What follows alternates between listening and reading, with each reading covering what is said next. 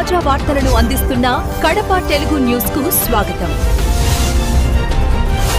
దసరా కానుకగా కేంద్ర రాష్ట్ర ప్రభుత్వాలు అందించిన జీఎస్టీ తగ్గింపు, స్లాబుల కుదింపు, వస్తువుల జీఎస్టీ రద్దుకు సంబంధించిన ప్రయోజనాలు ప్రజలకు అందాలని మంగళవారం ఎమ్మెల్యే ఆదినారాయణ రెడ్డి తెలిపారు. కడప జిల్లా జమ్మలమడుగులోని గంగమ్మ దేవాలయం దగ్గర నుండి పాత బస్టాండ్ వరకు షాపులను తెదేపా ఇన్ఛార్జి భూపేష్ రెడ్డితో కలిసి ఆయన సందర్శించారు.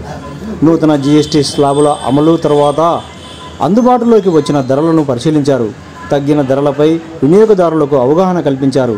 ఈ సందర్భంగా ఆయన మాట్లాడుతూ గతంలో ఉన్న జీఎస్టీ 5 స్లాబుల విధానం నుంచి 2 స్లాబుల విధానానికి తీసుకురావడం జరిగిందన్నారు. పేద మధ్యతరగతి వర్గాలు వినియోగించే నిత్యావసర వస్తువుల ధరలు తగ్గాయన్నారు. జీఎస్టీ తగ్గుదలతో రాష్ట్రంపై 8,000 కోట్ల ఆర్థిక భారం పడనుందని, అయితే ఆ 8,000 కోట్ల ప్రజలకు లబ్ధి చేకూరుతుందని తెలిపారు. జీఎస్టీ స్లాబుల కుదింపు తర్వాత రాష్ట్ర ప్రభుత్వం ఆ ఫలితాలు సామాన్యులకు అందాలనే తలంపుతో అనేక కార్యక్రమాలు చేపడుతుందన్నారు. వ్యాపార వాణిజ్య వర్గాలు సైతం ఇందుకు సహకరించాలని కోరారు. అందరికీ నమస్కారం. ముందుగా జమ్మలమడుగు నియోజకవర్గ ప్రజలందరికీ దసరా శుభాకాంక్షలు తెలియజేస్తున్నాను. ఈరోజు మన ప్రధానమంత్రి గారు ప్రతిష్టాత్మకంగా తీసుకొని జీఎస్టీ మీద ఏ విధంగా మనం 18%ని 12%, 12%ని 5%, ఇవన్నీ పేద మధ్యతరగతి కుటుంబాలను దృష్టిలో పెట్టుకొని కొనుగోలు శక్తి పెరిగే విధంగా ఈ GST 2ని రూపొందించడం జరిగింది. ఇది చాలా మంచి స్పందన వస్తుంది ప్రజల్లో.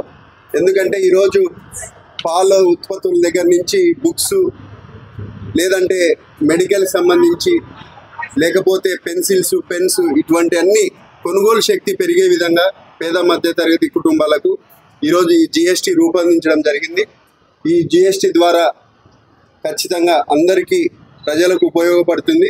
ఇది దసరా కానుకగా, దీపావళి కానుకగా కేంద్ర రాష్ట్ర ప్రభుత్వాలు ఎన్డీఏ కూటమి ఈరోజు ఈ నిర్ణయం తీసుకొని ఈరోజు మన ఆంధ్రప్రదేశ్లో కూడా అక్టోబర్ 17వ తేదీన పెద్దలు ప్రధానమంత్రి గారు నరేంద్ర మోడీ గారు మన కర్నూలు జిల్లాలో ఈ GST ప్రోగ్రాం ర్యాలీ జరుపుతూ మన ముఖ్యమంత్రి వర్యులు చంద్రబాబు నాయుడు గారు కూడా ఈ కార్యక్రమంలో పాల్గొని ప్రజల్లో చైతన్యం పరిచి ఏ విధంగా ఈరోజు GST వల్ల ఉపయోగాలు ఉంటాయని చెప్పేవి దాంతో కార్యక్రమంగా ఈరోజు కూడా నేను పెద్దలు చిన్నాయన ఆదినారాయణ రెడ్డి గారు ఈ కార్యక్రమంలో పాల్గొనడం, ప్రజల్లో చైతన్యం పరచాలా. సోషల్ మీడియా కానీ లేదా ప్రింట్ అండ్ ఎలక్ట్రానిక్ మీడియా కానీ ఈ సంఘాలు కార్యక్రమాలు పూర్తిగా ప్రజలకు తీసుకొని పోవాలని కార్యక్రమం చేపట్టడం జరిగింది. ఖచ్చితంగా ఇది మంచి పేరు, మంచి కార్యక్రమం అని కూడా ఈ సందర్భంగా తెలియజేస్తాను. 22వ తేదీ GST 2 2 పండుగలు దృష్టిలో పెట్టుకొని డబల్ ధమాకా జరగాలి. నాట్ ఓన్లీ GST లాభమే కాకుండా పండుగ సందర్భంగా ప్రతి ఒక్క కంపెనీ వాళ్ళ యొక్క ప్రోత్సాహంలో భాగంగా చాలా మందిని విచారించడం. ఇప్పుడు ఈ అంగట్లున్నాం, బియ్యము 1,250 రూపాయలు ఉంది, 100 రూపాయలకు తక్కువ లేకుండా తగ్గి 1,150 రూపాయలు. ప్రతి చోట ఒక 10 షాపులు తిరిగినాం, ప్రతి చోట రేటు తక్కువ విషయం వాస్తవం. దీని విధానం మోడీ గారి యొక్క విధానం సరళీకృతంగా ఉండాలా, సరసంగా ఉండాలి. సరళీకృతం అంటే అందరికీ సులభంగా అర్థం కావాలి, సరసం అంటే తక్కువ ధరకు దొరకాలి. కేంద్రానికి 2.5 లక్షల కోట్ల నష్టం అంటే ఈ బడ్జెట్ తగ్గుతుంది. మన ఏపీ రాష్ట్రానికి కూడా 8,000 కోట్ల నష్టం. దానికి నేను అసెంబ్లీలో సైతం మాట్లాడాను ఈ యొక్క లఘు చర్చ జరిగినప్పుడు. కారణం ఇది అందరికీ ఉపయోగం. తల్లి కాన్పు కష్టం అంటే కుదరదు, కాన్పు కష్టం ఉండాల్సిందే, సంతాన భాగ్యం కలగాలంటే రాష్ట్రాలకు కేంద్రానికి నష్టం జరగాల్సిందే. కానీ ప్రజలకు మేలు. 1000 ఐటాలు 99% ఐటాలకు లాభం, అంటే 1000 ఐటాలకు పైగా లాభం. సాధారణ తరగతికి, మధ్య తరగతికి, ప్రతి ఒక్కరికి, కారుకు, మోటార్ సైకిల్కు, ఆటోలకు.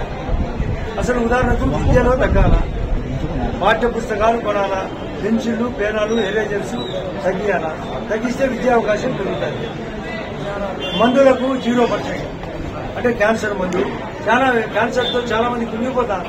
క్యాన్సర్ మందుకు 0%, తీవ్రమైన జబ్బులకు 0%.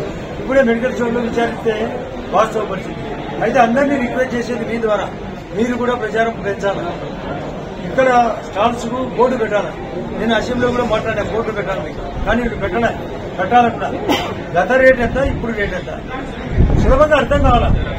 కస్టమర్లు కూడా అడగాల, ఆ రోజు ఎంత, ఈ రోజు ఎంత, మాకు చూపేయండి, మాకు లాభం జరగాల, మన వస్తువులు కొనుగోలు పెరగాలి. దీన్ని మేమందరం పాల్గొనడం కాదు, ప్రజలు, మా వాళ్ళందరూ పాల్గొనాలి.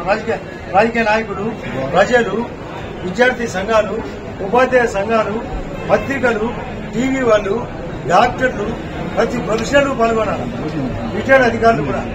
అప్పుడే దీని యొక్క సరళీకృత విధానం, సరసమైన విధానం అందరికీ తెలిసిపోయింది. కాబట్టి అందరినీ దయచేసి భాగస్వాములు కావాలా, అడగాల, తప్పుంటే కడగాలి. ప్రభుత్వాన్ని కూడా నిలదీయాలి, తప్పుంటే కూడా.